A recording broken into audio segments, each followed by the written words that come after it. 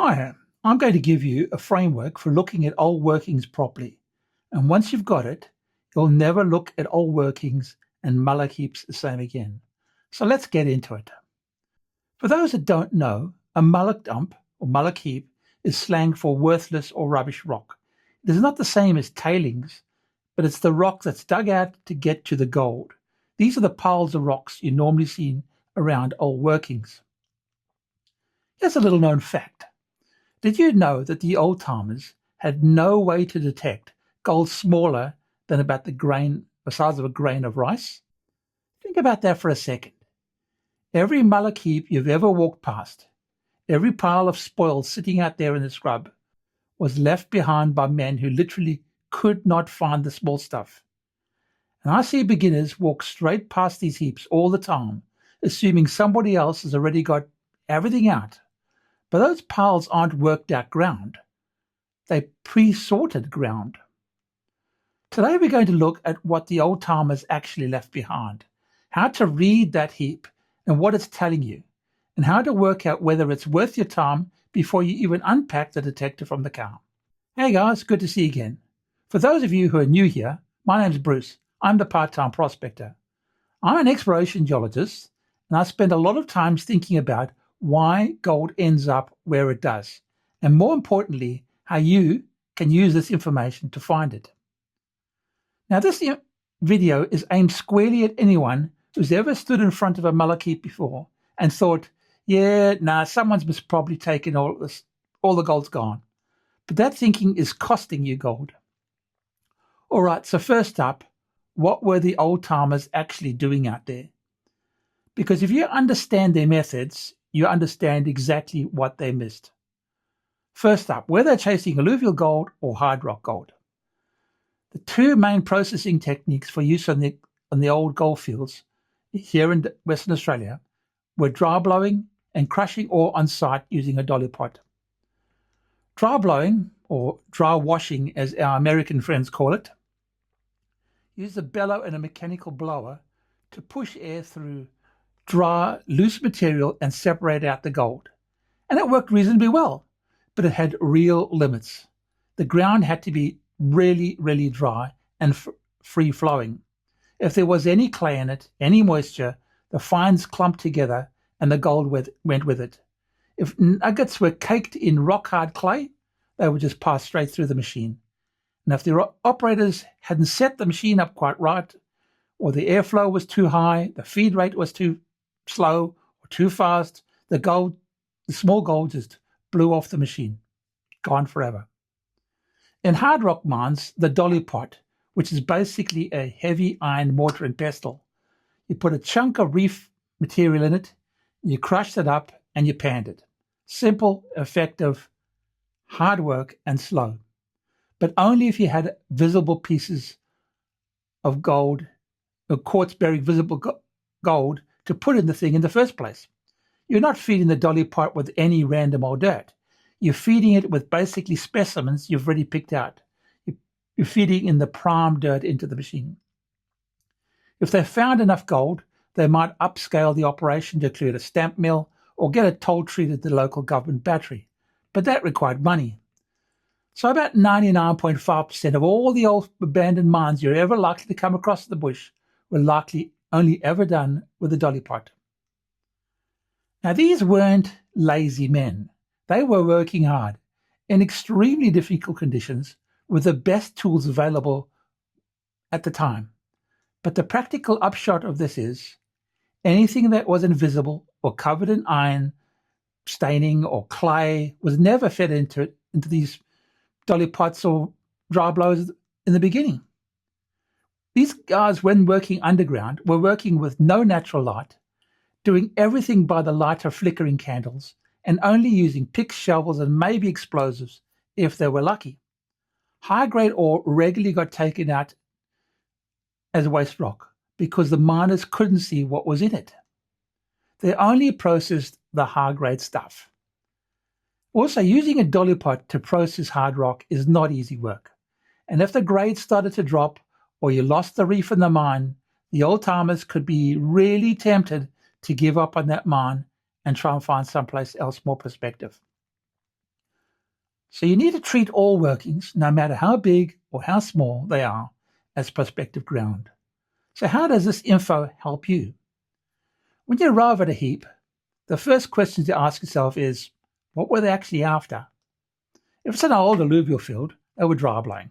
That means the likely escapees are small nuggets, sometimes even large nuggets that weren't totally encased in rock-hard clay. If they're in a hard rock field, they were dollying reef material, which means small pieces of gold in some sort of matrix, stuff that didn't look like much, were regularly walked past and left on the ground. That framing tells you what you're hunting, and it tells you where to start on your detector settings. The common mistake I see in all the time is people assuming that because the old timers found gold there, the ground has been comprehensively worked. It hasn't, not by modern standards. Their recovery rate on small gold was generally poor. That's not a criticism of them. It's an opportunity for us. The missed gold isn't a mystery. It's a predictable consequences of the tools they had. So you now know what they missed, and the question is, what is the heap actually telling you before you even switch on your detector? A mullock heap is an archive. Think of it as an archive. It's a record of how long someone worked that ground for and how they went about it. Size matters here, but you need to factor in what they were digging through. If they were digging relatively easy soils, soft gravels, loose gravels, etc., then the heap, the size of a car, is basically a scratching. Maybe 1 to 2 men spent a day or two testing the ground and then moved on. The heap, the size of a house on the same ground, means someone was there for weeks, maybe months. They were pulling enough gold out to keep coming back. Now flip that around to hard rock. A heap the size of a car on hard rock could represent 1 or 2 men spending the best part of a fortnight digging by hand. That's a real effort. A heap the size of a house in hard rock, that's months and months of work, possibly there for over a year. The volume of material moved tells you how confident they were in the ground. Remember, they were doing everything by hand. No jackhammers in those days, everything by hand. The other thing I want you to look at is how the material is stacked. Hand-stacked rock has a different character to loose spoil. It's more uniform, often in rough rows, sometimes with stones laid reasonably flat. That tells you someone was taking the time to move and stack the waste, not just wheel it out and dump it. Loose, uneven spoil was typically barrel worked. Wheel it to the edge, tip it over, go back for more. Both are interesting, but they're telling you different things about how the ground was worked.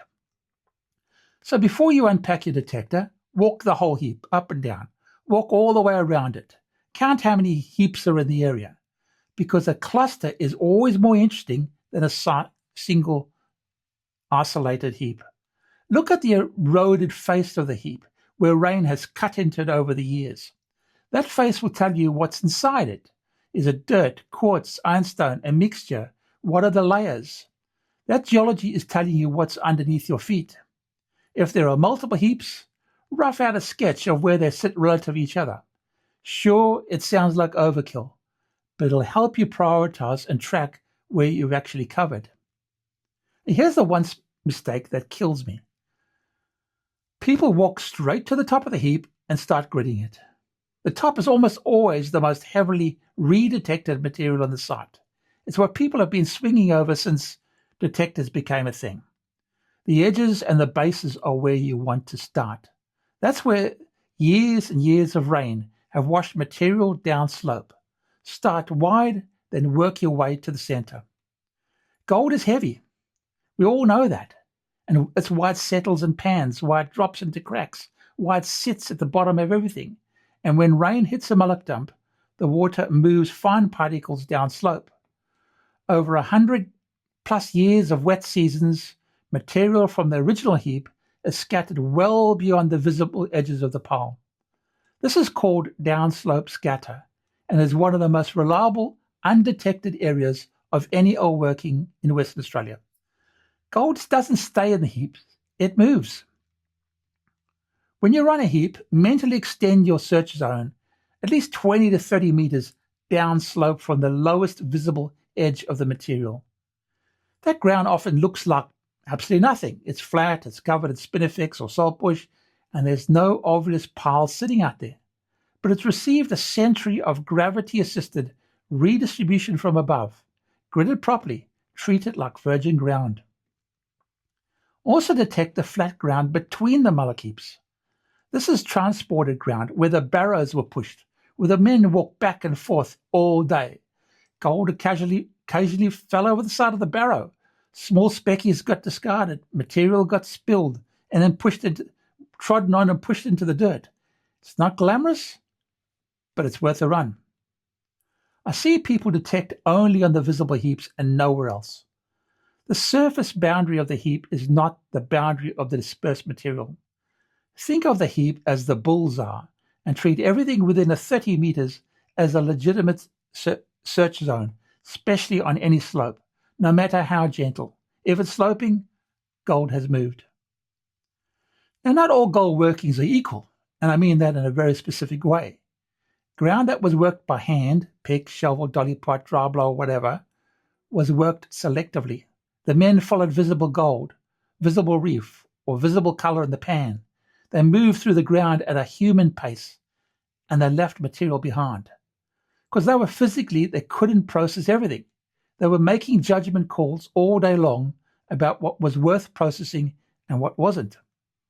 Ground that's been through a thorough mechanized treatment plant is a completely different story. A trommel scrubber, a jig combination from the 1980s, 1990s, recovered fine gold down to a fraction of a gram. That ground has far more comprehensively chewed through, and the likelihood of finding residual gold in detectable quantities is much, much lower. The giveaway for machine-worked ground is uniformity and scale. Machine-worked heaps are large and consistent in particle size, often gravel-sized material that has been through a screen, and there's almost always a remnant processing infrastructure around. Concrete pads, old tanks, frames, pipe fittings, corroded bits and pieces all over the place. You see that stuff? Someone ran a plant there. Hand-working heaps are more irregular. You've got hand-sized rocks stacked in rough piles, material that hasn't been screened or sorted, and the infrastructure is simple. Old timber pieces, the occasional hand-forged metal bit, maybe a broken bottle. Pre-1940 hand workings are your target. Post-1970 mechanical workings are largely flogged ground. When you're doing your desktop research and looking for historical maps, check the era of the workings. The dates tell you a lot about what methods were available, and Mindex will often have enough details to work it out. Don't write off a site because it looks reworked on the surface. The question isn't how much material was moved, it's how it was processed. I've walked into sites that are enormous heaps, assuming they've been completely smashed over, and found the workings were purely manual. Scale alone doesn't tell you the story. Look for the processing clues. Old workings sit on ground that is almost always covered by a current mining or exploration tenement. Just because the site looks abandoned doesn't mean it's unpegged. In WA, you need a valid miner's right to be on Crown land. And if it's on an active tenement, you will need written permission from the tenement holder to be on the ground exploring. Getting this wrong doesn't just risk your equipment. It means a significant fine and possible confiscation of your gear. And it causes headache for every other recreational prospector trying to maintain a decent working relationship with explorers and mining companies. We need those relationships. Don't be the clown that burns them for everyone else. So before you drive several hours to a site, spend 5 minutes online. Check the tenement status on Tengraph or through Gold Prospecting WA. If it's a live tenement, find the holder's name and do a quick search. Sometimes a simple email will give you permission you would never have got otherwise. People can be surprisingly reasonable if you ask them properly. If it's a pending lease, you're in luck. A pending lease hasn't been granted yet, so all you need is a valid miner's right. Here's a common mistake many beginners make. People check once and assume that the ground is fine forever. Tenements change hands, renewals lapse, new pegs go down, and this can happen on a daily basis. So check the tenement status within a few days of any planned trip to any specific site. It takes 5 minutes and it keeps everyone on the right side of the law. So here's your framework for looking at mullock heaps and mullock dumps differently. The old timers were skilled men working in tough conditions, but their methods had real limits, and those limits left real gold behind. If you know how the ground was worked, you can predict what got missed. If you can read what the heap is telling you before you unpack the detector, you'll search smarter. If you work the edges and the downslope ground, you'll find things other people haven't even touched. If you can tell hand-worked from machine-worked ground, you'll know where to put your time. And if you check the tenement first, you'll keep yourself out of trouble.